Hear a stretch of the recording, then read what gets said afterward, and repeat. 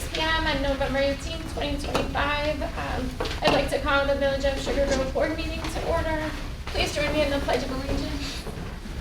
I pledge allegiance to the flag of the United States of America and to the republic for which it stands, one nation, under God, indivisible, with liberty and justice for all.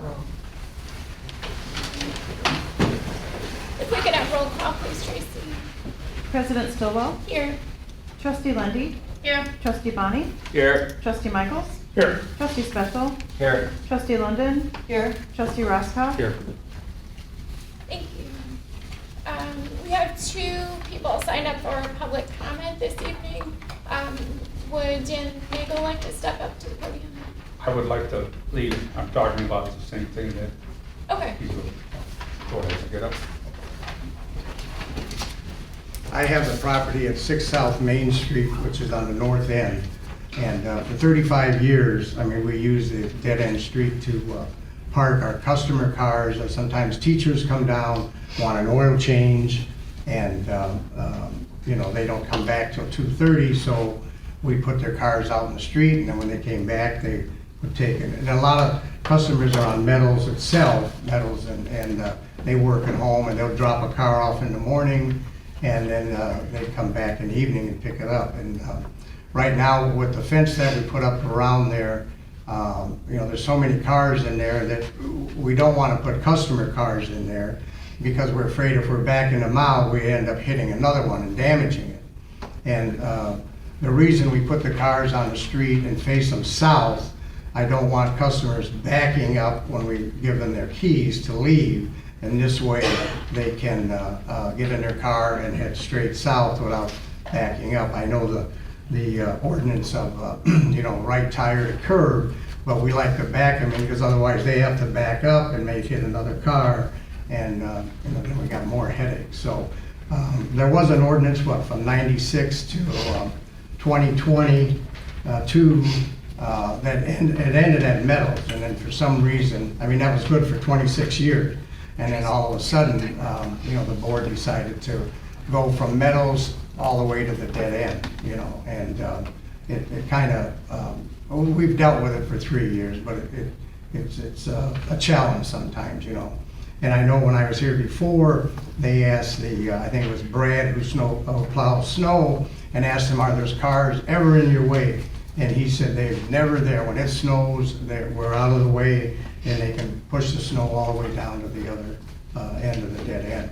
So, you know, I would like to have some kind of relief, you know, whether a total repeal, whether parking one side or the other, somehow to, so we can, you know, have a smoother operation than what we have right now.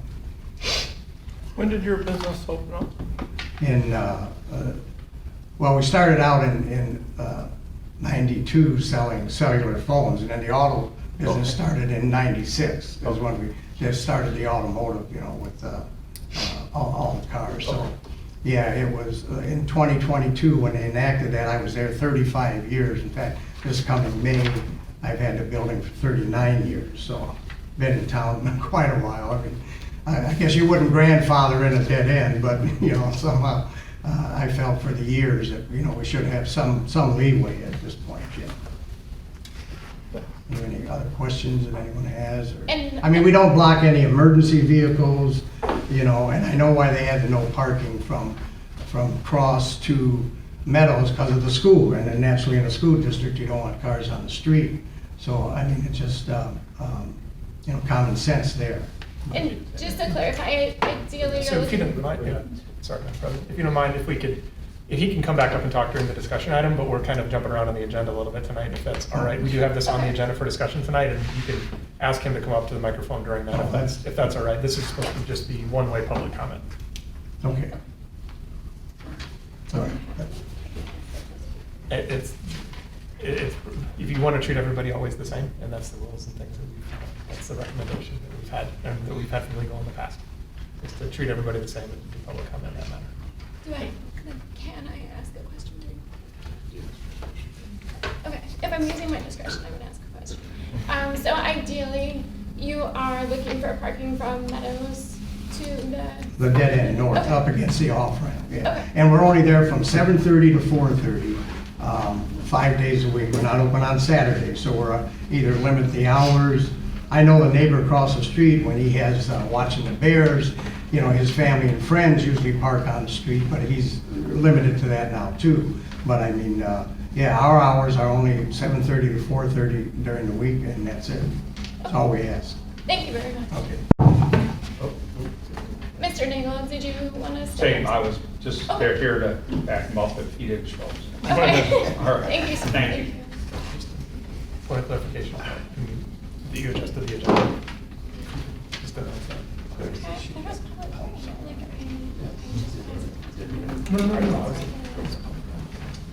I mean, I'm sorry, public comment, but if I can ask a question. No, I'm not saying that, I'm just saying this was above public comment on the agenda, and if it moved, it was, if you could announce it for the record that you moved appointments. Because it's above public comment. Sorry. All right, so, we have an item on our agenda, it's number 7, appointments. We're actually going to move appointments, all the way until after the consent agenda. So it'll be number 10 and a half on our agenda.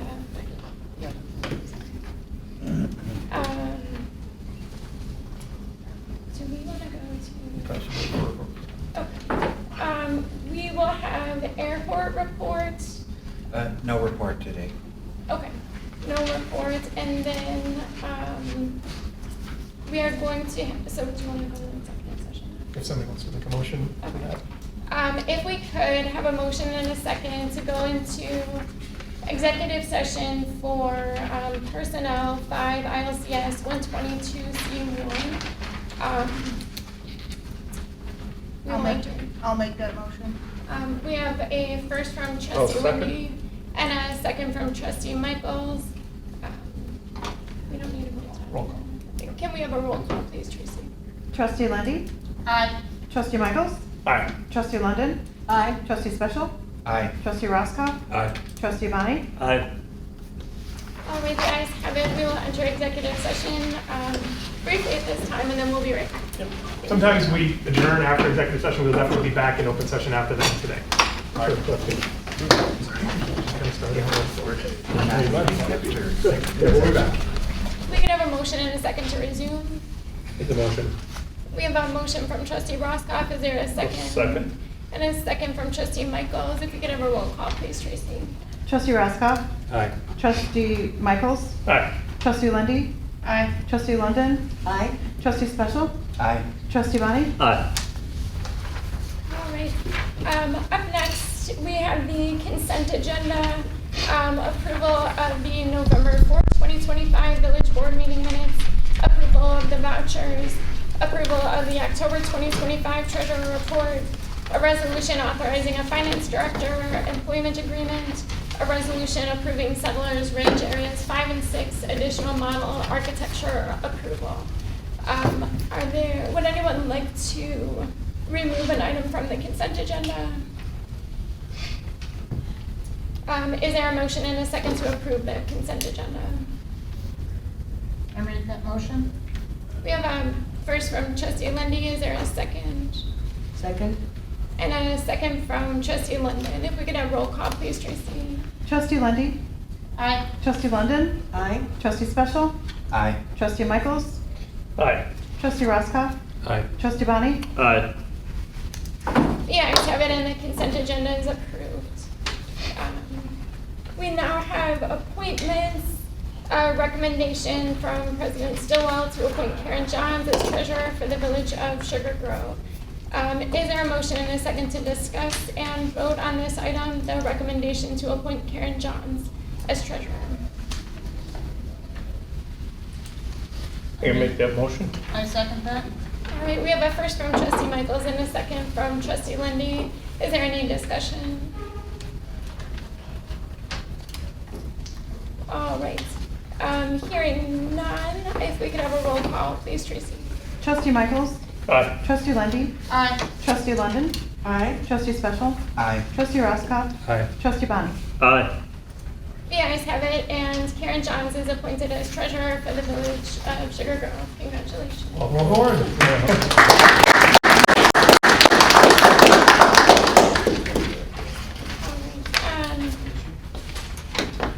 Is anyone else signed up for public comment this evening? Hearing none, we will close public comment. We now have discussion items. Item A, currently there is no parking on Main Street. Chief Patrick Rollins will present this item.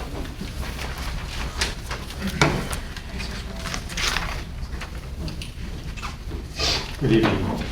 So, as eloquently already expressed, Main Street, back before September of 2022, had a no parking zone that was in place for decades. So it went from Cross Street all the way up to Meadows. Back in early 2022, the village board heard some concerns from residents about parking at the dead end of Main Street. We did a study on it, and it eventually made its way back to the village board with some options of what they would like to do and how they would like to proceed with either take no action at that time, incorporate it so that at one side of the street, there's no parking allowed, or both sides of the street. So back in September of 2022, the village board, based on the discussion that took place at the two meetings, decided to expand the no parking zone that started at Cross Street, that went up to Meadows, and then eventually now to the dead end. So what transpired back in that time frame was we had it's a mixed use development where you have businesses abutting up against residential property. It was a residential property adjoining there that was concerned about the parking that was occurring, because when they were having any activity out at their backyard, they looked out, it looked into the street and then into the mixed use of the commercial businesses. Those residents eventually asked and came back before the village board for a variance, because they had to put up, their desire was to put up a high fence, but they couldn't because of the side setback requirement. So I think it was only 4 feet, 3 feet, correct, if I'm correct, that could be allowed. So since the enactment, the police department's had no complaints about anyone parking on that street. It's no longer an eyesore at the end of the street when you pull up down Main Street. When you come in as a parent that may be dropping their kids off at the school and looking straight ahead and see stacks of cars. So he's got a great business. He's got his customer cars that prior to that were stacked 3 across, and sometimes you saw 6, and sometimes it went a little bit further. And he's correct, he's only open for certain hours. However, during some of those hours, those cars didn't get picked up that day, that evening, so it sat there. So, and that was a long time ago.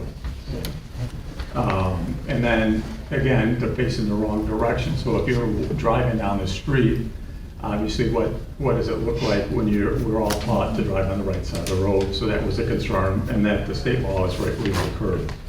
So he approached the village and is asking for relief. The village board has a couple options that's presented. You can go ahead and vacate the already previous decision of the past village board and remove the no parking restrictions in that section. You can take no action. You can also make it down to one, just parking on one side of the street. So be happy to answer any questions.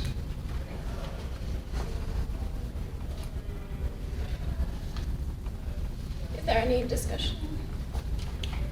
What is your feeling? From the police point of view. I mean, it's been smooth for us since this has taken place. We've had anything. I understand his concern about parking and backing up, but it's a decision of the board of how they would like to still proceed. But for us, there's been no citizen complaints or neighborhood complaints about vehicles parked on the street because they haven't been allowed to. Now he gets deliveries, and we allow that to happen. And cars that park there temporarily, but it's not there for long periods of time. And from the photos, it looks like the neighbor to the west was able to get a taller fence so that their view is blocked. So, Page 9.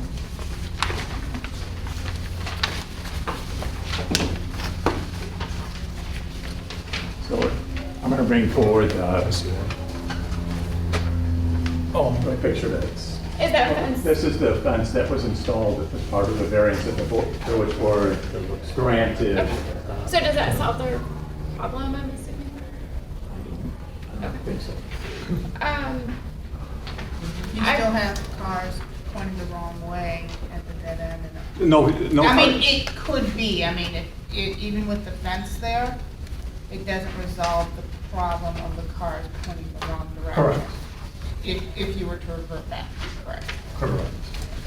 Is there any way, would you be able to step up to the podium if you don't mind for? I got a couple questions. Oh, for, Sorry. yeah. Chief, so that crosswalk that's there, do we have a lot of kids that walk across that crosswalk to cross the street, do you know, to head over towards that, the pizza place or anything?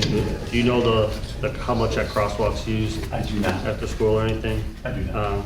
One of the concerns we had last time was that crosswalk, and with the cars parked that way, it's a dead end, so the safety wise, as the kids were looking, if they didn't look down that way, they assumed those cars were parked and somebody was pulling out of there could be a vehicle versus pedestrian accident there. I think that was one of the reasons why we had talked about that. Do we have any other private businesses in town that we allow them to use city streets as storage for vehicles or storage for, I guess, anything?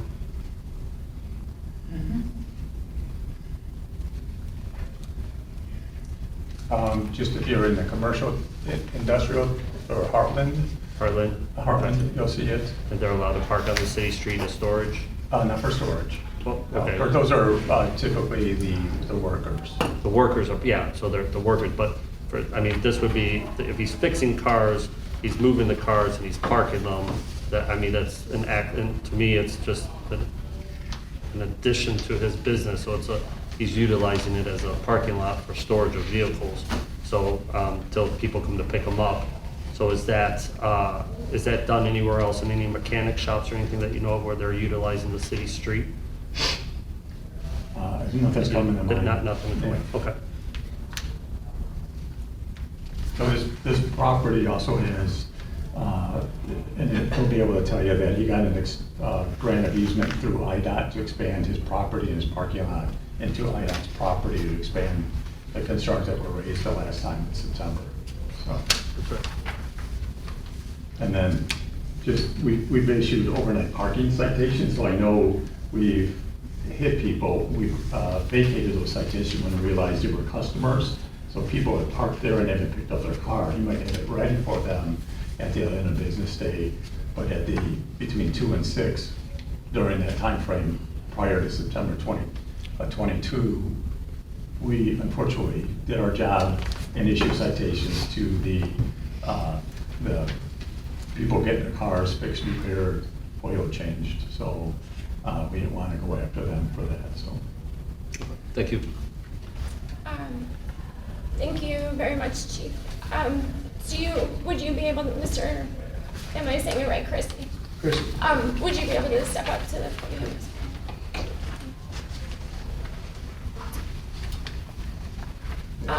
It sounds like one of the concerns is cars parked in the opposite direction. Do you, if the parking were open again, do you have the ability to park them facing the way that they would drive down the street? Yeah, we could, sure. Okay. And then I think there was also a concern in the past that cars were stacked. I know you had emailed me and assured there would be no stacking 3 in a row. So if the parking were open again, you would be able to just park like car to curb? Yeah, on the curb. Okay. There was room there, that's why we did it. And it wasn't that close, because we wouldn't want someone's car door to bang into another one, so we made sure there was enough room. And anytime any utility companies are down there, when there were cars there, I'd go out and ask them, hey, you want me to move any of these cars if we're in your way? Again, we always look out at the street and make sure whether delivery for someone next door, whatever, but yeah. Okay. I would be in support of opening the parking. This business owner has been here for 35 years. I know recently some other businesses like Jiffy Lube were approved that give him additional competition. So I think we should do whatever we can to support our business owners. He's also saying that the teachers from Shields use his business. They'll drop their cars off during the day and then be able to walk over at school and then pick their car up at the end of the day. That seems like a very nice local business that's servicing the local teachers.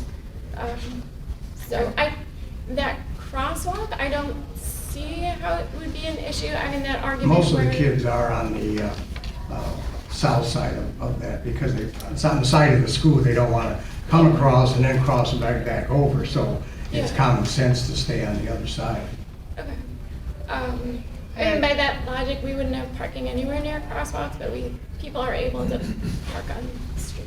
And we have been using the fireside parking lot, and they asked me, could we do something? I said, yeah, we'll work on it because, they're like today, I probably had 2 or 3 cars on the fireside because we couldn't park them in the street, so we moved them around back and then we pull them around front for them, but, so, I'm trying to cooperate with them too, Yeah, it sounds like this would help multiple local businesses then.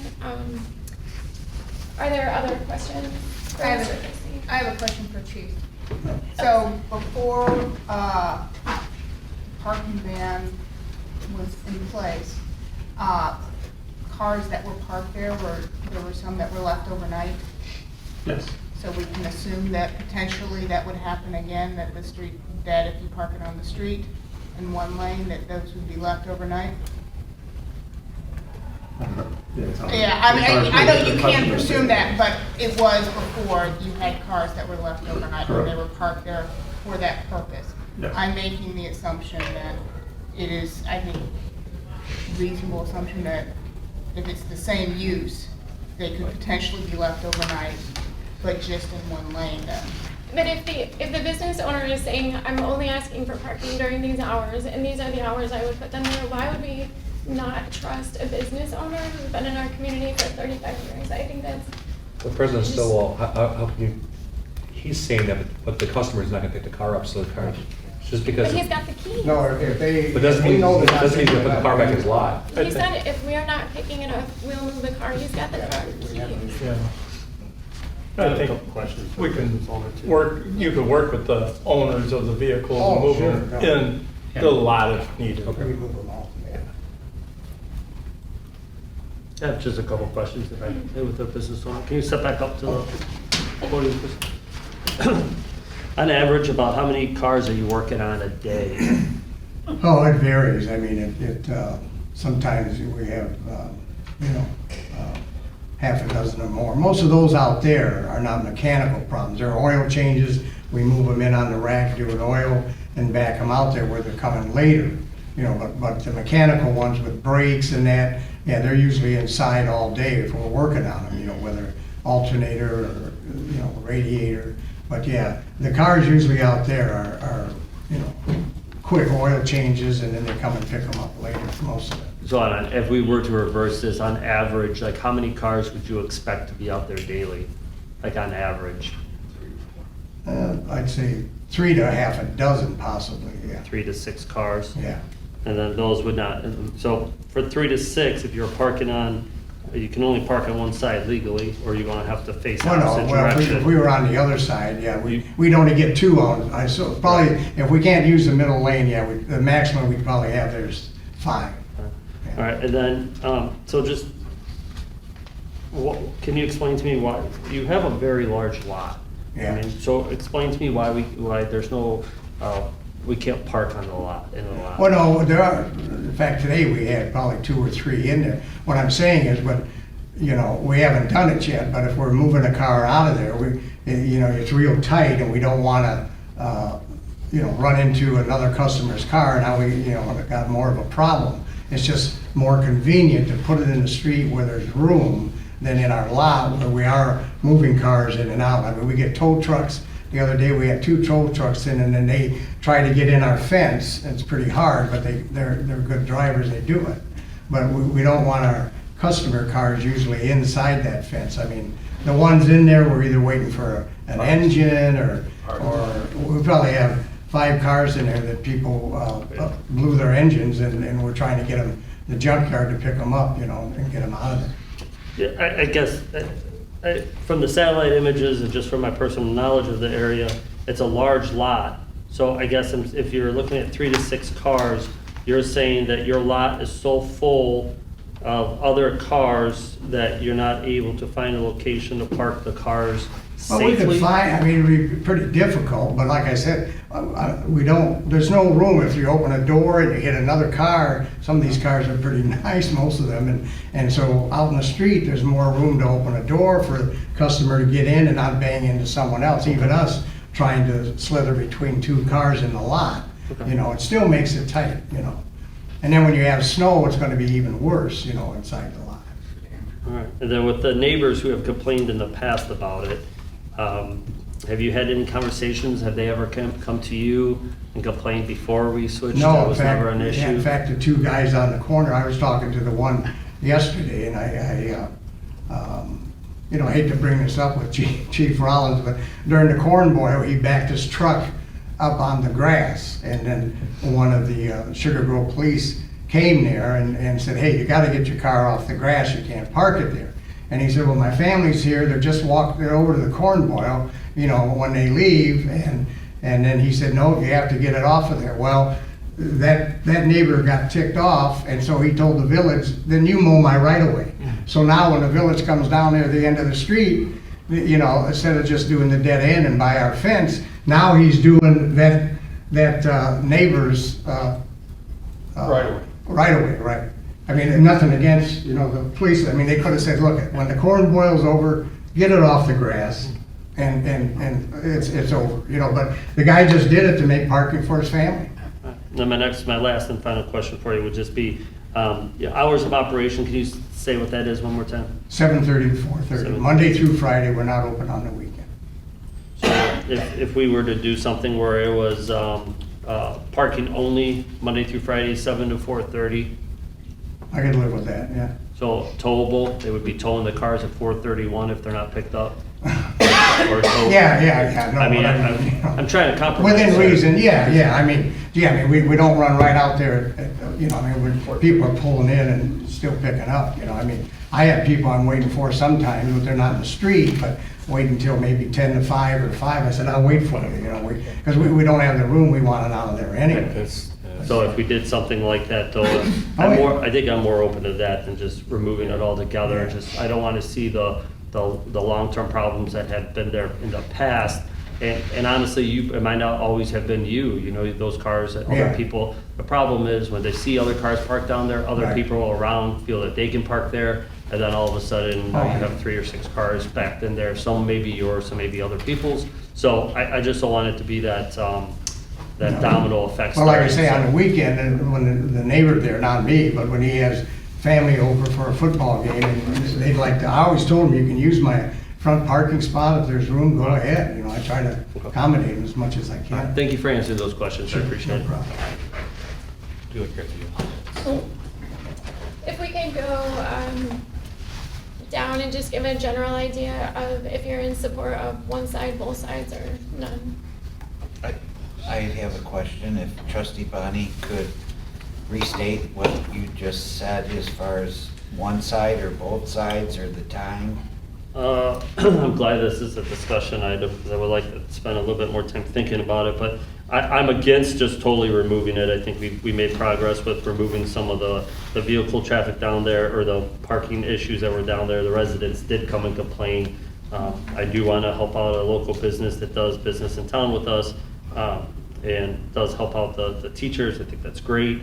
But we also have to keep the residents in mind too. So I think I'm more on the line of working towards a parking only sign, maybe from 7 to 5, kind of a thing, which will then give us some span of control over parking at nights and on weekends. And then I'm not sure about both sides yet. I honestly don't know how I feel. But I think I could probably be talked into both sides at some point, as long as we have that in there. But they have to park correctly, you know, that we wanted them to park the right way. So those cars that are wheel to curb, you know, passenger side. So we'll have to make sure that that's noticed, but that's kind of where I stand on it. Thank Okay, you. thank you. And I concur with President Stillwell that, you know, parking on both sides, curb to curb. And then I like the suggestion of 7 a.m. to 5 p.m. as parking hours. Fair. Yeah. I would say the same thing, and if you don't do time limit, I would just say one side of the street. I would not want to lift it all completely. I'd be in favor of both with the time limit of 7.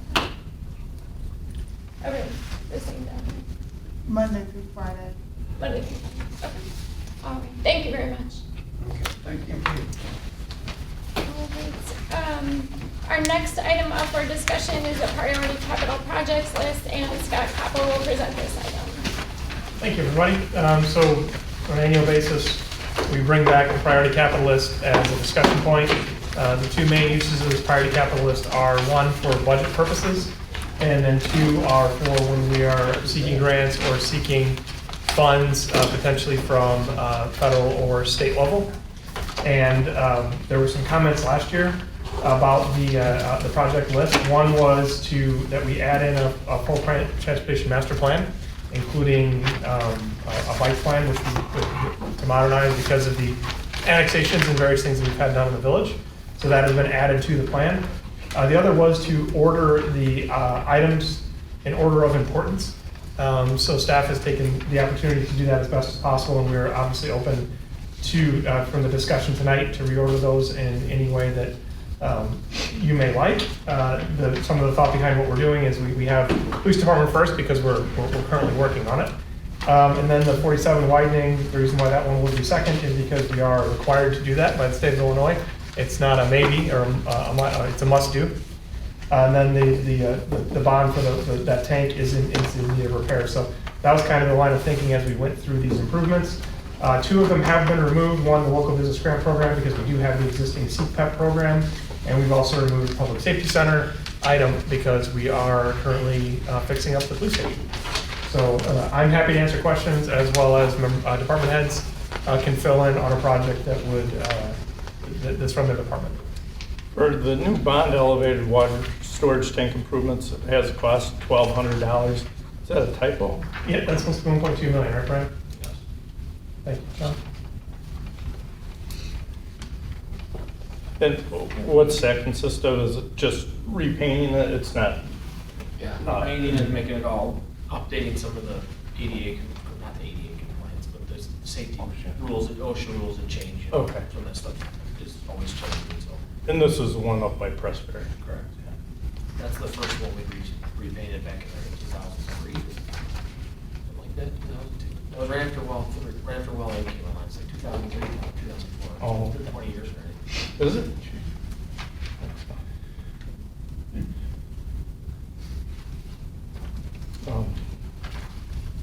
And then the Dugan Woods Phase Lane Bridge, cost estimate 2.2.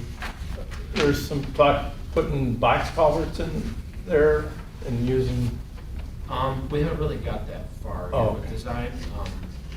We're still kind of playing it by ear with inspections because it's actually holding up a little better than we thought. Oh. So, we just had the bridge inspections done like last week, so I'm waiting for that report. So that helps a little more. Yeah, it'd be Can interesting. I answer my question? I was gonna ask him what kind of shape is it in? We'll get the report hopefully here in the next week or two. I don't know if it's a capital project or what's the criteria to be on a capital projects list? Does it have to be over a certain dollar amount?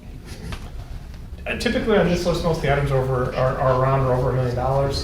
This is more of our big ticket type items. Okay. The transportation plan would be between 200 and 500,000. So there are some items in there like that. Also, the sidewalk improvements in Lakes of Bliss Woods is 175,000. So it's something that's bigger than part of our normal road plan, bigger than maybe our normal sidewalk repairs. it would fall under the capital list, a new building, a major, like Danny's budget obviously can't have a $500,000 transportation plan in it, so it would need to be a special project. So that's kind of the thought process behind it. Our bigger ticket items.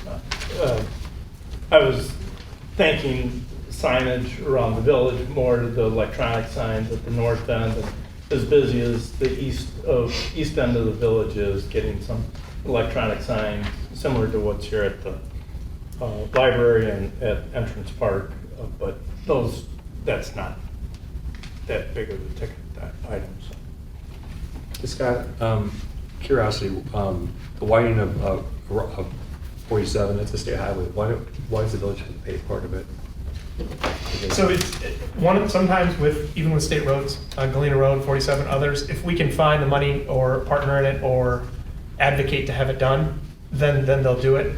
As an example, as part of the agreement for the Grove, there's going to be 2 signals added potentially at both CV Road and Merrill Road, and those are going to fall. The cost, even though that's a state road, the cost of that is going to fall on the municipality if we put those in. The state will not pay for and do that unless they do it on their own volition, but they wouldn't normally do that. Right. Just like Gordon and Galena Road is a state road, a state-owned road. We don't own Galena Road, but we do own Gordon. And as Settlers Ridge continues to grow, and if there's development on the north side of Galena, that's something that would largely be on the backs of the village potentially. Okay, thank you. You can tell Scott's a south sider, a Kendall County person, because you refer to it as Gordon Road, or Galena Road, and it's Galena Boulevard. Boulevard, sorry. I'm kidding you. The other Galena that had the constant issues at that intersection with the Yeah, trucks. right, and the right. thing, yeah, that was rough. I got a question about the Maple Street water main improvement. In what condition is that in right now? The road is in horrible condition, the curbs are bad, the sidewalks are not. Right, Brad, you're not, the mic. Oh, sorry. You might want to go to the mic, a lot of the other ears. Sorry. The recording, Tracy's not going to hear you, so.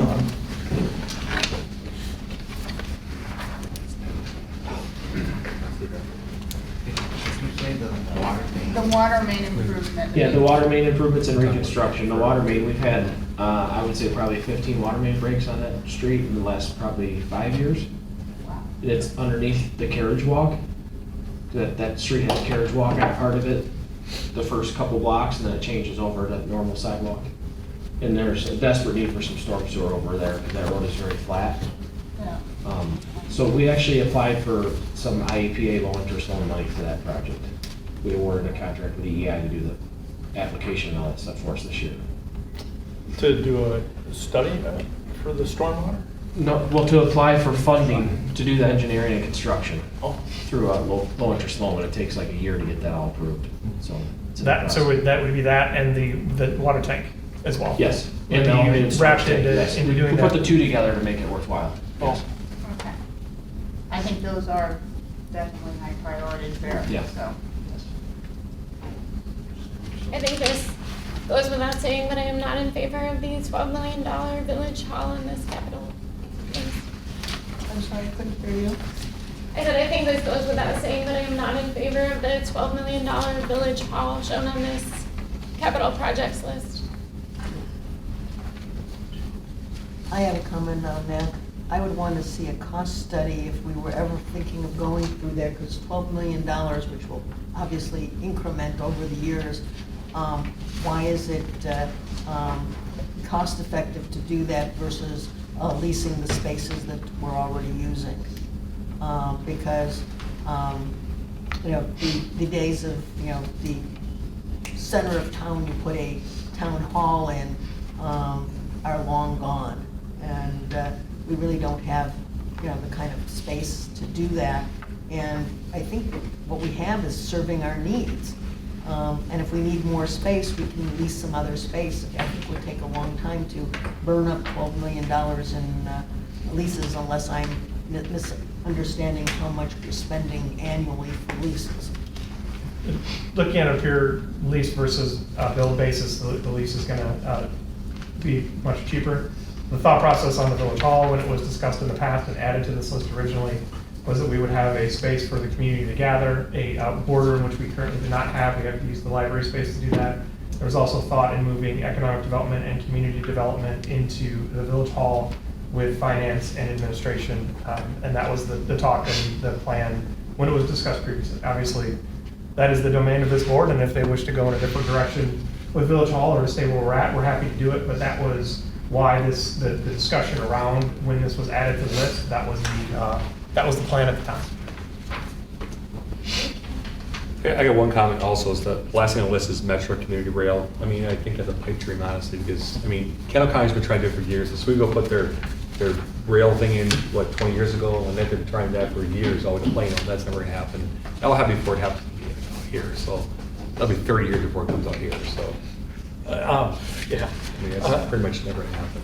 I agree, it should never happen, because you could hire a bus 24 hours Yeah. a day, 7 days a week on the interest and not have it. But as much as I don't want to see it, I think we need to put it in there to sort of circumvent Oswego. There's no way Oswego should get it, because they're not even part of the RTA sales tax. But if we drop our request for it, it might move Okay. them up on a priority list. It's sort of counterintuitive, but, Okay.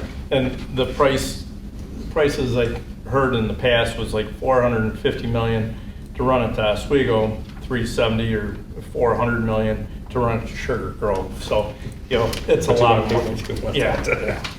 I must say habit.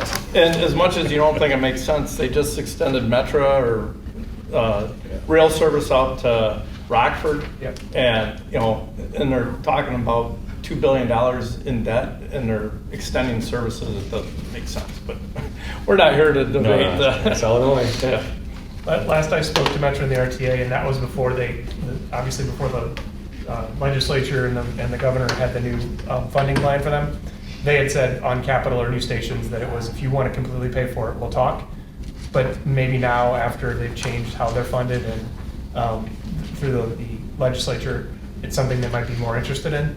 But that's the last time I talked to them, they're like, we have this huge capital, we have old equipment, huge capital cliff. Yeah. We're not interested in new stations at this time, at least paying for any of it. Right. But that could have changed now, though, because they are much more well-funded than they were, 2 weeks ago. President Stillwell, did you want to change the dollar amount for the new Village Hall? One is needed. Something's needed. Or just say, you know, just say a plan, a future plan. I maybe cut it in half to 6 million. I just. Or at least, you know. Yeah, can we change it to leased for now to be? Purchase or lease? Or purchase in this the was- future, but I mean, the building that we sold this was is under 2 million, so I don't know, maybe put 2 million? Well, To make it it make cost any us, sense. what, 6 million to rehab the fire station, 2 million's not gonna get you much of a building. Yeah, you'll get. I know, but why would we sell a building that we owned for under 2 million to buy another one for over 2 million? So unless we found one for under 2 million, it doesn't make any sense what we did. So to try to correct it, it would have to be that cheap. We'd have to find a good It's deal not on gonna an happen, though. existing That's, building. That's not gonna happen. Then we lease. So I mean, if you asked me to throw out an arbitrary number. That's my arbitrary number is 2 million. Do I even want to do that? No. I would suggest either 2 million or bump it up to 4 million. One to buy a building for 2 million and another 2 million. 2 million to rehab it. Okay, so and- if I want 2 million, you want 4, let's put 3. Okay, All right. I'm good with that, yeah. And because, yeah, it shouldn't cost that much to rehab, so 3 million. Is that, I mean, the consensus from the group, or to change it to 3 million, is that just hearing for 2? No, I would like to just leave it where it's at, because I think, as you look at the cost of building anything, it's going to be. I think it's 3 months still low. So I mean, I don't think it hurts anything just leaving it the way it is. I mean, we're not spending it, it's just. like, I think document. the community could look at it and just think it's ridiculous, considering we sold Well, a it's- building for just over 1. So I mean, to Well- show the community we're at least starting to think more rationally, I think we should cut it by 75%. I think that's still I think it's too much. I kind of get that, but I mean, it doesn't hurt leaving it or adding in language saying, the possible, decision will be placed on the board later, or however it goes. I mean, we know this isn't happening in the next few years. How about a anyway, range? so- How about a range? You Yeah. know, between $4 and $12 million. Two to Just four. a- I think most people here think it's probably on the bottom of the list, Yeah. kind of. Yeah, absolutely. So it doesn't, I don't think it really matters much if we leave it down there. I mean, I think we need to, The point of adjusting it would just be to show the community when they look at the website at our capital projects list that we're thinking reasonably. There are some complaints from the community right now, even about the police department, and that completely made sense. That was very much within reason. So showing 12 million for this, it's just way too much. I think we should bring it down to show that even though we're not going to act upon it anytime soon. I do want to point out that the administrator did include here some other comments in his discussion. We use this list during budget planning and most importantly, when seeking external funding opportunities. This is regularly shared with county, state, and federal officials. I guess my concern is if you put a number that's too low, and then you actually have somebody that's gonna buy in to that number, then it leaves us partially funded if it's not a realistic number. That's just, I mean, going by what the administrator did put in his report, that he was looking as an external funding opportunity as well. I just think we should, if we're gonna lower the number, we should change maybe the description and say what you're looking to do with the space. Yeah. I mean, for 3 million, you're not gonna get a full-on village hall that has multiple departments in it and a boardroom with, I mean, we could spend 3 million on a boardroom with up-to-date, maybe not 3 million, but a lot of money on an up-to-date boardroom with cameras and computers and everything set up in a modern way that several other municipalities and counties have. If that's of interest to the board, it's Yeah. setting expectations with the number. If you're just looking to have an office space to house administration and finance, we could potentially buy a building and update it and fit that in under that number. Yeah. But for what's written down or what the You can't- thought process you can't say was New Village before, Hall. the number Yeah, would be you too. can't say New Village Hall, because you're right, New Village Hall is 12 million, you're right. Yeah, yeah. If you want something different, we can change it to something different. We can change You know, it. whatever you want it to be. That's the whole with this list, it's whatever you guys are looking to do. You can ask Sean what they called what is now becoming the police department when it was built. What was it, Taj Mahal? Yeah. And yeah. $1 million in 1992, so that was It was a Taj Mahal, and I mean, served for 30 years. you could see from the use of the building, I mean, it's not been changed from the beginning till now, and it's definitely been far from Taj Mahal. So you gotta kind of gauge it on what you're looking to do, and I agree with Scott and Mike that if this currently says Village Hall, and if we're looking to do something different, then it needs a different description. I would like to put a village hall on our priority list because I don't think meeting here is conducive to ongoing business. And I know it's going to take a while to build out the police department, but I think we should be evaluating different buildings or locations for future village hall. Could you list two options in a thing? You know, Village Hall, 12 million, or this 3 million, just have either or? Right, obviously anything's possible, we're working on it. I do want to bring it up while we're talking about it. I mean, there have been different types of plans, different property, different locations. I mean, the village still owns property, kitty corner here. We had some sketch drawings of potential needs for Village Hall. And since, depending on recommendation from the administrator, if he's, and the board, if we're looking to either stay where we're at, modify where we're at, or actually build something, buy different property, whatever, I think as a board, we need to work together and actually have a little bit of study, discussion on Village Hall. Right now, we don't have all the information and whatever, so I recommend that we kind of plan it as a discussion item in the future and then kind of get a consensus, you know, does everybody here say, oh, move it? Does everybody here say, no, keep it the same building? I mean, at this point, I don't think we're even close to a consensus. I mean, if you don't want to carry it at 12 million, but that may be a realistic number for Village Hall. And so after we have a study session, and we may decide, you know what, we don't want a new Village Hall. We just want to do something different with the space we're renting, et cetera, then we can change it. That would be Maybe like a little my committee. thought process, and until we had a little more time as a discussion as this board on what everybody's thinking, so. I think that's fine. And the trustee Bonnie mentioned a Village Hall committee. That might be something that would go a long way to come up with a plan and then present that back to the village board. That could be comprised of staff and trustees to bring back insights and talk to our architects to say, this is kind of our idea. Just give us a ballpark number so we can have a pretty good number that we would put in the list as well. I think that's a thing we've done in the past that's been pretty workable. Is there any way to indicate at all on this to change it? That this is definitely a work in progress, not the plan.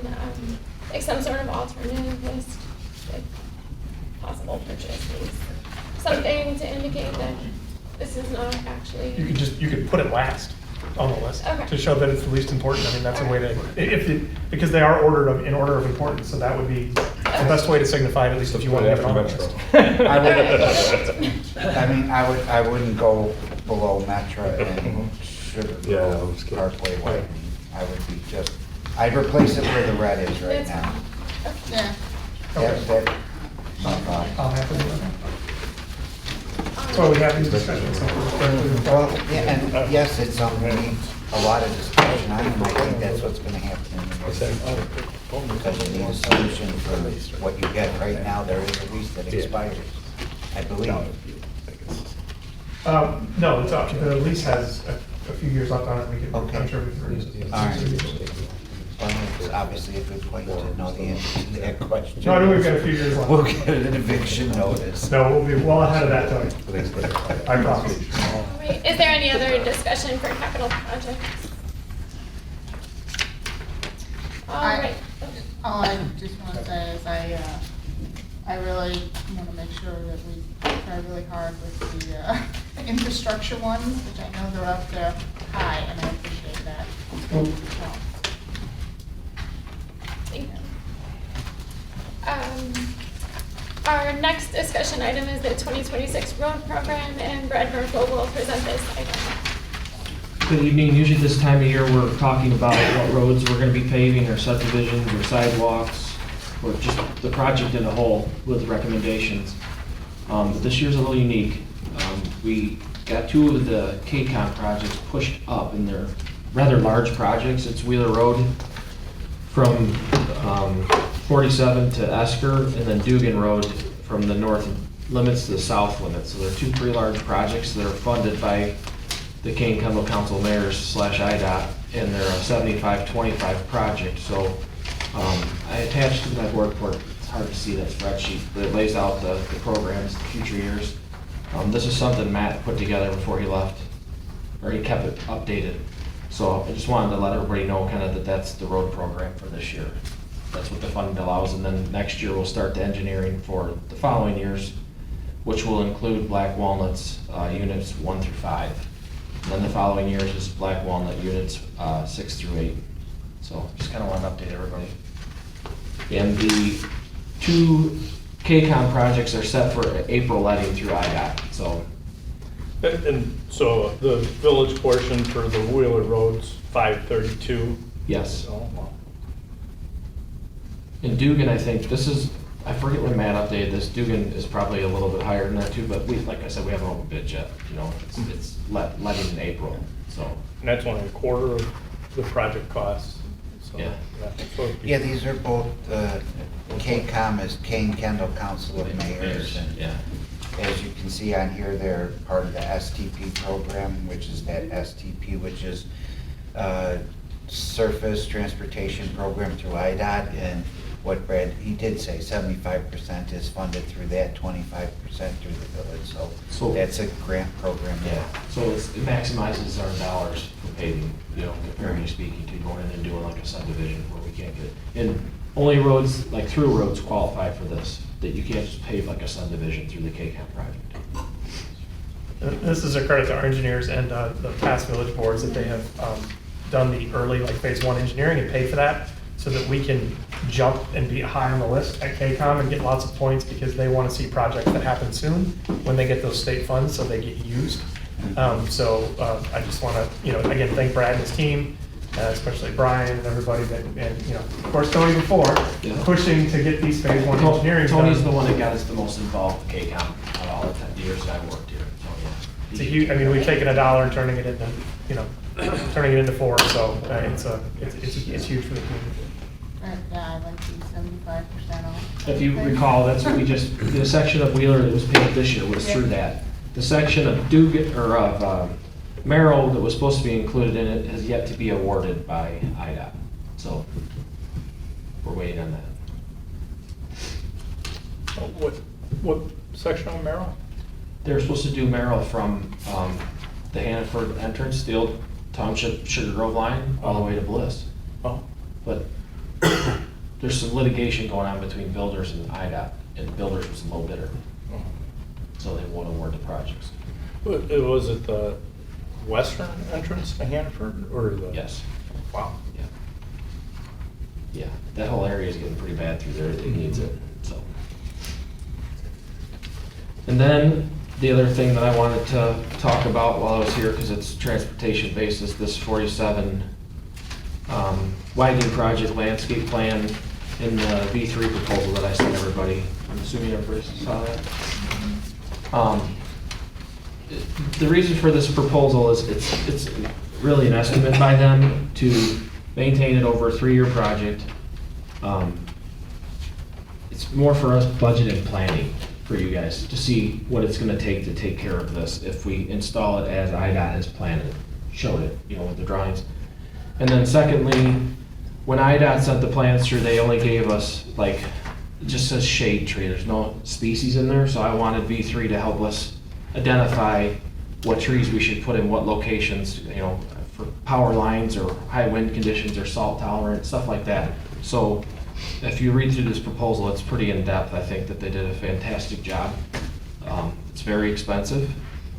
The other thing that I want to note is, like, they call out landscape irrigation, like tree watering, stuff like that. That's probably something we could eliminate from the contract and have staff do.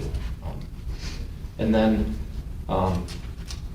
we didn't solicit 3 other proposals because we're just looking for budget numbers, you know, just for you guys to go forward. Once this is constructed, then we could actually get hard numbers and we could get bids from multiple contractors. And this is when 47 gets widened, so it's potentially We have no years timeline. before they would do Yeah. it, so the Yeah. number is likely to be, and as we carry forward the budget, we put an inflationary factor on all of the numbers that we've been carrying. And the other big reason why I wanted Brad to bring this forward is, in the chart that you've got on your screen for the road program and future road work that we do, we pay for this out of the same source that we pay for repavings and other things, out of the non-home rule sales tax, and just want to make sure that you know that's where it's coming from, that's what it's competing with. And if this is the decision you go with, it's fine, it's great, we'll fit it in, we'll get the work done. If lower maintenance cost decisions are made, then more money can be spent on sidewalks and roads and other things that this pile of money is used for. So just want to make sure that that was part of the discussion, that you had hard numbers to help you give us direction on which way you want. And then President Sewell, Sue was asking me to get a price from the landscapers, like not a V3 thing. And I talked to a couple of them finally today, and they typically would bid maintenance of a project after it's constructed, or they would typically bid the installation of it. Because they have to see it, you know, to give it. So they were not kind of both reluctant to put a price together on the maintenance of it. So if we, so I feel like V3 is probably the top cost, and I say that because they were the top cost for Mallard Point when we considered it. So if we say that 200,000 over 3 years is the absolute max cost, and we can bring it down from there, because I don't think any of us wants to pay 200,000 over 3 years. But IDOT is offering us, you know, plants, landscaping, all of this for free. So can we get that for free? And then if it becomes too expensive to maintain, we mow natives or whatever. And, you know, then do a mixture of the regular landscaping company and Public Works. Yes, we are absolutely gonna try and do the maintenance on this as cost effectively as possible. I just wanted to give the board Okay. a I magnitude just of don't what wanna, we're up against potentially. Okay. I would say this is probably what you would say worst case scenario. Yes, But yes. also, we're gonna have inflation, because it could be 5 years from now, so this could go up 25%, Yeah. you know? And, what was my other question? So I had asked for the comments. Are we able to put together comments accepting what they're offering us for free at this time? We can absolutely do whatever you guys would like me to do. We can put together, I would recommend highly following their proposal as closely as possible in their recommended species of trees, because I mean, that's what they're professionals, they design this stuff and maintain it, so. But we can send this proposal, like from us, back to IDOT and let them know, they're waiting Okay. for our reply, so that's why I'm here. Would the board be in support of that? Well, I have one question. So my understanding is if we tell IDOT, yes, give us all the plantings and everything, we cannot go back if we get into a situation where we can't afford to maintain it. We have to maintain it. We can't say we'll just. If we sign the IGA saying we maintain it, we maintain it. But if some of the stuff died off, they're not gonna come out and make you replace it. It's not like it's in, you know, a wetland or something. And not, like, if something became too much of a problem area and we mowed it, that is maintaining, right? So Public Works at any time could just mow. And I have to bring the updated IGA back to you all to approve for us to re-sign, because they missed some of that stuff on Main Street, like I talked about last meeting. So I'm not sure if they'll do the first year maintenance on it or not, but I think that's Yeah, something we if can we try have and to- push for, because it should be under a 1-year warranty anyway. So maybe we could get that incorporated in the IGA, that's the most That would be expensive awesome. year, Yeah. so. And are there additional costs then, in addition to what V3 identified? Such as mowing? There'll be some mowing, yes, yeah. That's not in V3s? That's not in V3s, no, not just the normal right-of-way mowing, yeah.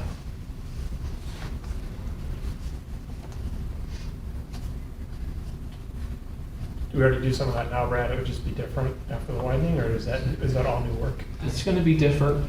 We don't do new any. and more. we don't do any of that. Yeah, we don't do any of that right now, except for the Galena area, Galena 47, Galena Boulevard. Right, but not during, from Cross Street. South, we do, no, We nothing. do nothing. It's all, they mow it with the right-of-way mower currently. Correct. And there's a bike path going along there that we would have to finish mow too.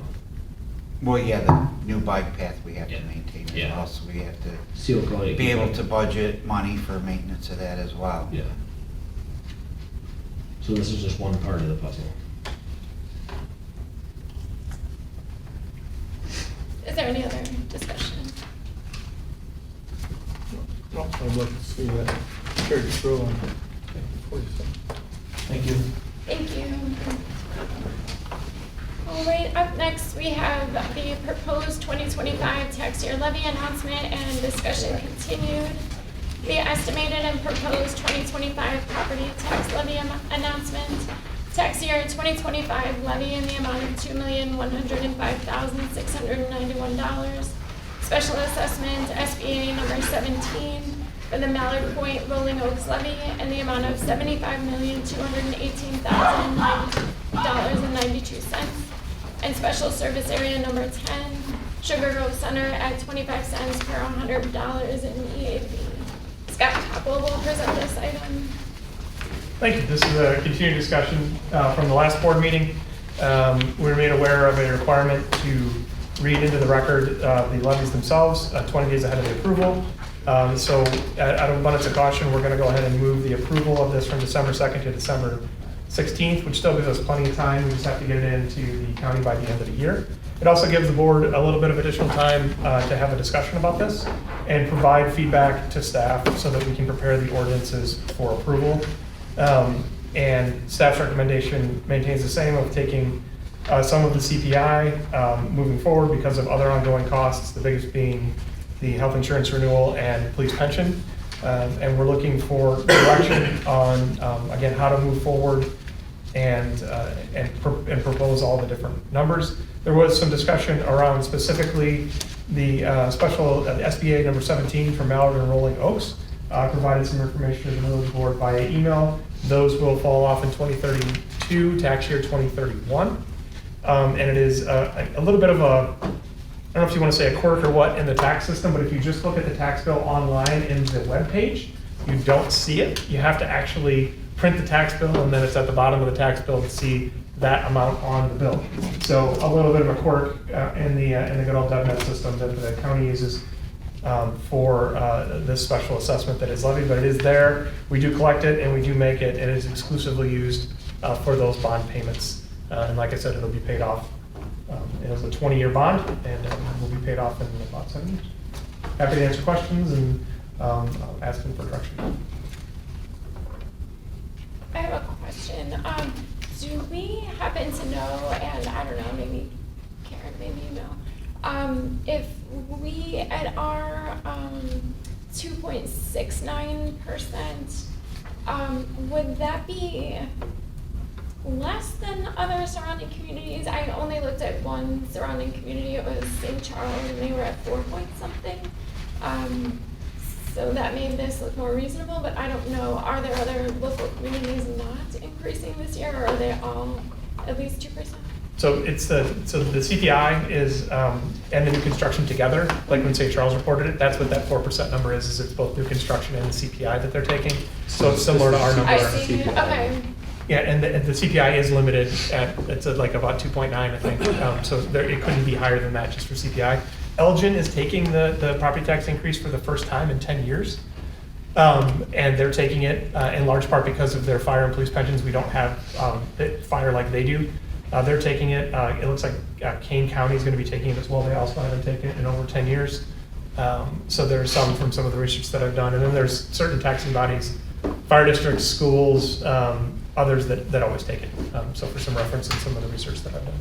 But I haven't looked specifically at neighboring communities.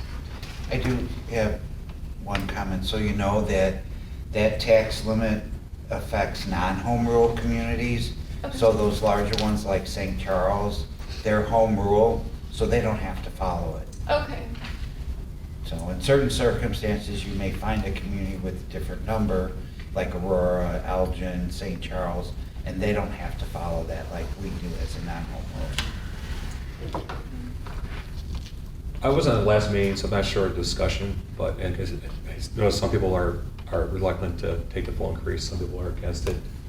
My feelings are, we spent all this money on the police department, all these additional costs are going up. I think we're in a good situation before, but we want to be running the coffers dry. I think we should take the full 2.69. I think we should, we haven't had a tax increase. We've been pretty conservative over the years. I think you should. I agree with Scott. We should take the full increase this year. If we don't need it, and then next year we don't take the increase. But I think we should be careful, not back ourselves in the corner. And at budget time, we're pretty short.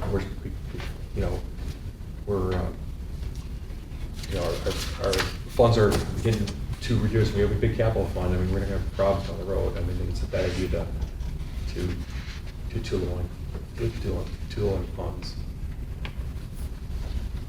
I spent some time looking over the treasurer's report, and in our anticipated income, quite a bit of investment interest income was left blank, and we're showing $38,000 already accrued or received this year. So if we would factor in more investment interest income, our surplus would be greater than what's projected.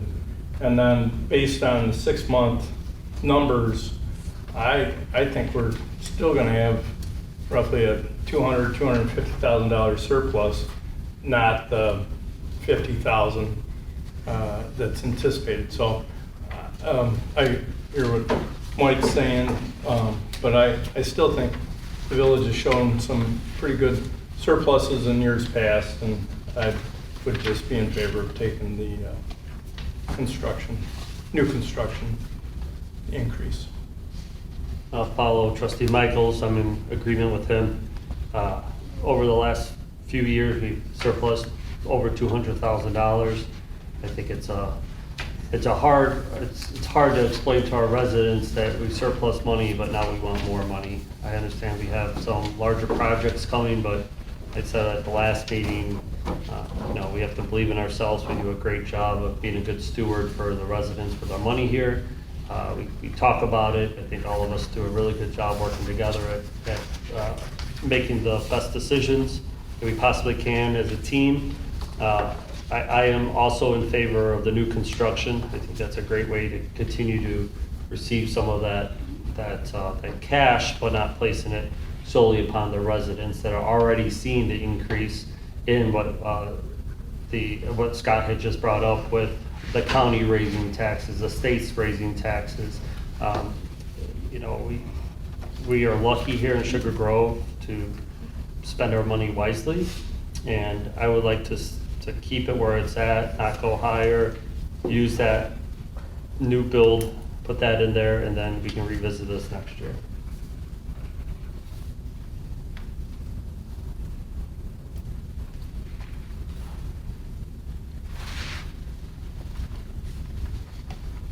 I'll comment on this. One of the biggest complaints that I've heard from residents is that our taxes are too high on property. And that has been a refrain that came through, in the elections and everything. And anytime people have said, hey, our taxes are high, and then when you look at surrounding communities, that their taxes aren't as high, they have a lot more robust infrastructures where tax monies are coming in from other directions. So my feeling is overall, hold the line, and then we also need to educate our residents as to where a lot of these monies are going to benefit them. But the screaming about, we're almost double than other similar demographics is problematic for us. We just have to be aware, we had an amount, at $20 million or something like that was an amount that was thrown around quite a bit. We have to be aware that if we do not increase these taxes, with the water main project and with the police department, we are going to have significantly less in the bank. Even with the tax increase, we would have significantly less. Could we do it? Because we're not spending on any other major projects. Probably, but everyone has to be aware that there would be much less of a buffer. Hey, Scott, do we have additional sales tax revenues that are coming through with some of the new businesses like Jiffy Lube and the new restaurants up there? Starbucks. Yeah, Starbucks. Have we had like an estimate at all of what we estimate maybe would be produced from those? Not good ones yet. We will probably in the next couple months. So there's a 3-month lag on sales tax in the state, so we're not going to have any Starbucks numbers yet Okay. at all to base that on. But we will as part of budget time. And we've been traditionally very cautious with sales tax. So Jiffy Lube won't open during our budget preparation, so we won't include it in next year's budget, but we will get something from that. It is largely service-based, and they sell some oil, so Jiffy Lubes don't traditionally pay a lot of sales tax, although they pay more than some other businesses like a medical office or what have you. And then some of the other restaurants that filled out the Sugar Grove Center, we'll be able to pull some of that data, but we typically do that. We get into IDOR and do that in and around budget time, so we should see somewhat of an increase in sales tax because of the new businesses. But again, I'll have that at budget time, but I don't have it today. It's unfortunate that we have to decide on the levy before we do all of our research at budget time. And that'll include the property tax on the Jiffy Lube building, the municipal portion. So we won't get that next year because Right, it's it's a year constructed, behind. it's a year later, and then we would get that as new construction probably in 27 payable, 26 assessed. Right, okay, 26 assessed payable, 27, all right. But we don't have an estimate of what that could be. We get the CPI numbers from the assessor's office, typically September, October. The new construction number, we also get around that same time, and that's where we got the number for today. And so it would be all part of that estimate. So, and again, that's a few years down the road, but it definitely will be an increase for us. And hopefully we continue to do enough economic development that we're seeing about a 2% CPI or a new construction number of property tax every year, because again, that doesn't place the burden on the homeowner. So, and my last question was, I know we went over the permitting fees or revenue from permitting from new construction build. I didn't see that. Did we go over that last year prior to this, or do we have a number on what we estimate as with some of the new residential that's going up? So I've got Danny working on the number of new houses that we're going to get from our 3 developments, because we include that again at budget time, and that'll be That's all what part it of our is. packet. This year we had, 25 new residential builds So far. so far, and we're hoping to have months that beat that next year, so Sure. we'll have a lot more. But again, I never want to use permit fees towards reoccurring costs. We'll use that towards consulting services that we have to back up our staff when we're doing a lot more work, or maybe putting to capital or something like that. Or temporary things that we do. I never want to. You can get in a real bind if you start using that towards reoccurring costs, because when the building slows down, that just gets completely turned off. So we will have those, and that will certainly help. But you said we can use some of that money towards the capital. We Right. That is Yeah. absolutely where I Yeah, always okay. recommend that go to capital. All right. And other one-time costs, because that's just what it is. If we Correct. need to upgrade a computer system, better scanning to improve how the community development department works, that's typically been my recommendation on those types of funds. Okay, thank you. I know, I feel like we're at a little bit of a disadvantage today because we don't have a finance director all ready to answer questions. I know that Matt recommended the increase though. Could we ask Karen questions on December 12th, I believe it is? So December 2nd and then December 16th, we'll have to approve them. So you could make some potentially amendments on the fly when the approval of the 16th, but she'll be here on the 2nd. Okay. And we'll ramp up on the 1st and 2nd, and I'll get her as fast as I can going. But we should really wait till she's in it. Okay. I got a quick question for Danny. So when are we thinking we might have some houses going in the various developments? I'm just trying to think down the line, and what year are we looking at? Settlers Ridge 5 and 6, I would say spring, they're gonna start. Okay, Spring, early summer, they're gonna get the road in. okay. Brighton Ridge, they're trying to get some roads in this next month. Danny, can you go to the mic? So Oh, sorry. Tracy won't be able to hear you after the minutes. Just trying to get an idea of, potential income here. For sure, I would say early summer, we're gonna start seeing homes popping up, or at least beginning. Settlers Ridge 5 and 6, they have their 2 models going, and they're about done with their underground, so they're gonna be looking to pull building permits for homes, I would say early summer, because they gotta get roads and stuff in. Brighton Ridge, I would say they're on the same timeline, if not, probably about the same timeline. They're trying to actually put a couple of their roads down, at least the binder down this year still.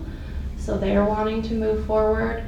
The Grove Area 1, they might be a little bit further behind in the process, but I'd say we probably see some homes next year. Okay. Thank you.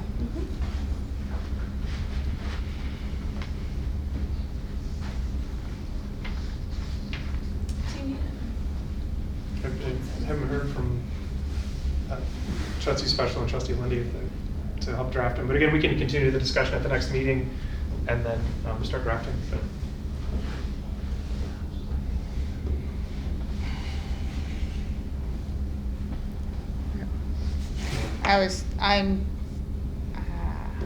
I'm definitely on the new construction. I'm not sure if we want to do the full levy otherwise. I'm undecided still.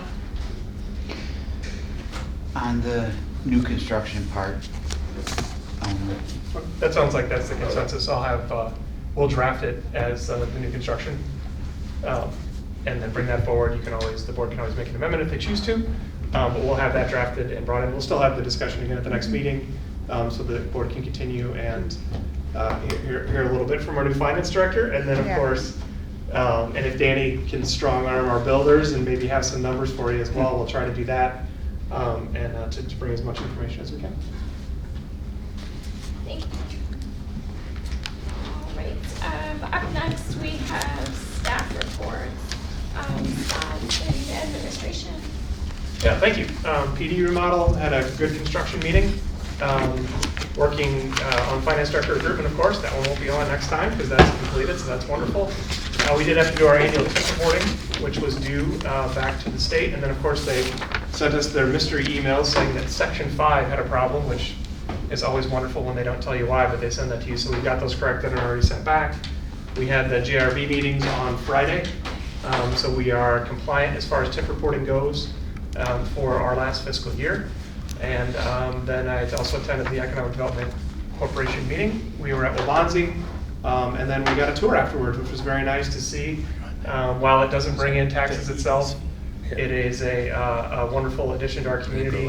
And hopefully those students are going to Starbucks and all of our different businesses and patronizing them to get us some nice sales tax. So a really great thing that Waubonsie's doing over there. So I just wanted to call that out. Exciting programs. Thank you. Happy to answer questions. Will we get minutes from the JRB meeting? Yeah, so the JRBs, we can send draft meeting minutes if you like.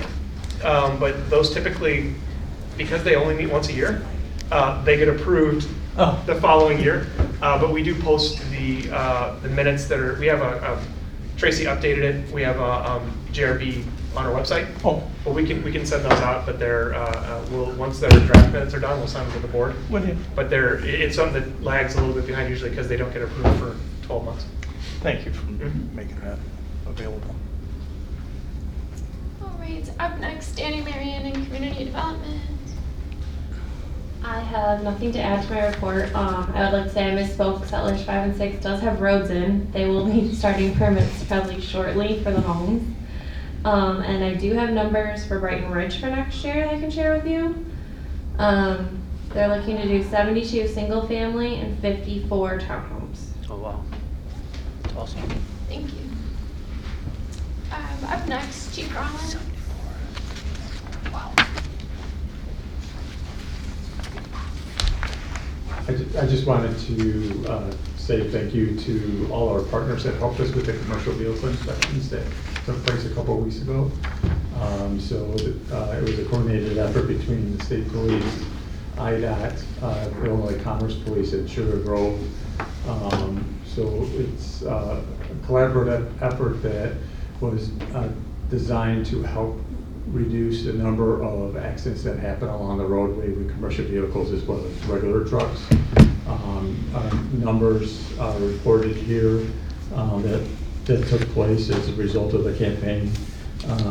They were able to basically down 8 commercial vehicles for a number of different, from small infractions to big ones. So they sat along Galena Road for up to 24 hours for them to get repaired, and then also took 5 drivers out of service that should have been driving the vehicle. So it was a great opportunity for us to partner with them. They like to come back for what we did, as well as these we're moving around to a different part of the community. So the police department's moving along. It seems, for me, that I go in there every day and looking for some big wow moments yet, but it's slowly moving. There's some plumbing that's been completed, mechanical work that's been also almost done. We'll start seeing some walls go up. They mobilize the cement mortar mixers. So hoping in the next 2 weeks we'll start seeing the walls to the addition go up. So happy to answer any questions you may have. Thank you for posting about the truck inspections on social media as well when residents were asking that. Absolutely, thank you. All right, up next is Grant Merkel on Public Works. I have nothing to add. You said you think the bike trail will be paved Yeah, Saturday? I have a tentative schedule for paving on it Saturday. but that's why they're pending, obviously. I was hopeful I'd see it late last week, but they're too busy. So, Thank you very much for all your help with all the projects everywhere that. we're trying. There's a lot of them Yeah. going on. It's a lot of fun. All right, thank you. Up next, trustee report, trustee Lindy. I know that there's a Blisswoods work day with Mary O on Saturday the 22nd from 9 to noon. If anybody's interested, meet at the Templo Belen parking lot there. Also, the King County Forest Preserve, I was looking to see what all they have. They don't post their meetings very frequently, so I have a tough time keeping up, but I do know that they are supposed to be having a bird watching walks at the Culver Forest Preserve on Friday, if anybody's interested in that. The library, there's a board meeting tomorrow I'll be going to. There are Holiday in the Grove activities are starting, I believe, on Friday on the December 5th. And the library is very involved in the Holiday in the Grove. And I believe they are closing on November 26th at 2 p.m. and they'll be closed for Turkey Day. Thanksgiving as well. But there's a lot of fun things to do at the library. There's a puzzle swap you can do. You know, bring a puzzle in, take one out. So I encourage everyone to look at what you can do at the library. And that's it. I'm not sure if you know, there's a Friends of the Library meeting coming up. Do you happen to know what that is? I remember at trunk or treat saying I would go. There is a meeting. I forgot when it is. It's on their website. Okay.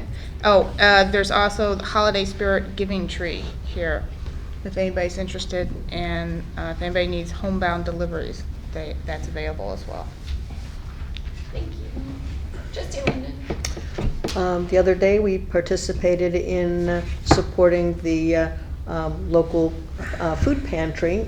We had a humongous amount of donations that were collected, and myself and President Stillwell worked on getting the donations over to the pantry and then stayed after to help mark and sort out everything. The staff there were thrilled with the community support and the amount of food that we delivered to them.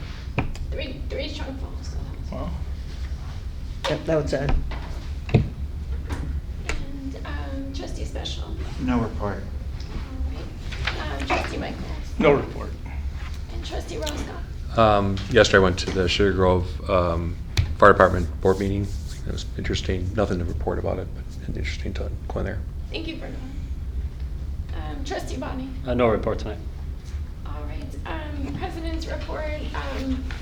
Two quick things. Beautification and Gardening Committee for the 250th this year. We're thinking of ideas. We're thinking of fixing up Veterans Park with gardens. Brad is helping us work on a plan. But if anyone else has ideas that we could do as a community for the 250th, now is a great time to start talking about that. And then we are also an IL 250 community, so we're on the website for that. And then Kiwanis, I went to the Kiwanis meeting. Like Heidi said, the Holiday in the Grove is coming up. On the 5th, there's going to be live reindeer, among other things, so that's really neat. And then on the 6th, there's a pancake flipping contest, so they asked if someone from the village can go. I did volunteer for that, and I will go and flip these pancakes. However, I'm closing on a house the day before and have a moving truck that day, so if anyone else is up for flipping pancakes. What day? December 6th.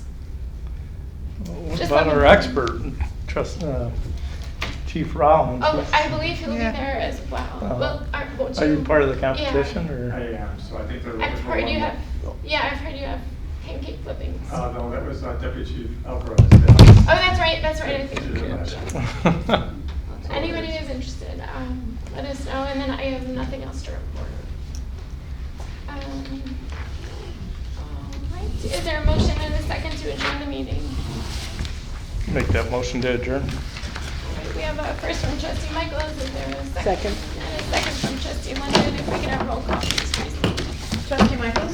Aye. Trustee London? Aye. Trustee Lundy, Aye. Trustee Special? Aye.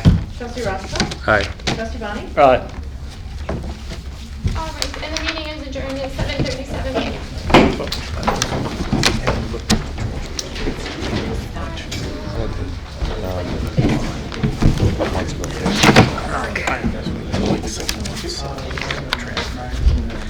I just concerned. So it's a bond refund when they finish their house. Wasn't for my dogs making me let them out. I think I'd have permanent. Can you break here for a second? Oh, I know, luckily my office, I have a standing desk that I can, make it stand and sit, but yeah. That much. Usually try to get down to the gym. Building small, I Lunch think just. time, been so far for work. No, everything has to happen at the end of the year. Just think. We get clients that say, oh, can you get this done in the next 3 weeks? No. Yeah, we have. The hospitals and everything, their budget time is a certain point, like October or something, and so now everything is like, go. Yeah, no, it's crazy. It's like, I've been turning down work because we just can't pull staff away, and they've been told to move things up. I know what you're doing. No, I just want your. Yeah. Oh, yeah, that's it. And then if you look, Still, happy grand. income is a little overstated. Real estate. That's where property taxes. See you, Brian. So that's, but if our real estate is $7 million, we're like 3% over budget. On income, that's $200,000. And if we're I had all night I thought about it. and that's how it's. That's how- estimate. That's Now what you decide to- I'm seeing. Correct, I get what you're saying. Yep. But look at the energy cost of this. You're talking about, we keep talking about Can you village just hall. explain the road, the We're refund? talking about all your big projects. It's gonna be, we're gonna have zero cash, we're gonna be borrowing, and then that's the situation, the opposite situation. And then it's refunded. So they pay us that money and now we have to give it. It's for the Yeah, new residents, Sure. and we're gonna get, first thing is 75. The only part is if you go 0.005%. No, I don't. 0.005%. Yeah, right. No, I don't like it. Why not go 1% every year? Why make it flat every year? I just don't get that part of it. And then you look at that. No, that I don't like. I think that, like, we're making it flat now. Why have no? Yeah. This is because they've got so much when we got Okay, with perfect. the capital project. Okay, awesome. I didn't know if you had also got that. What I got, and they Yeah. sign it, they redistribute. Yeah, that's, I didn't know. It's all good. In fact, I know, I just think leave it flat because it's some trouble. okay, so hopefully you ended up. This is the one from May. And yes, because this was for the road. Okay. The K-Con this year, and then the ones you signed the other day were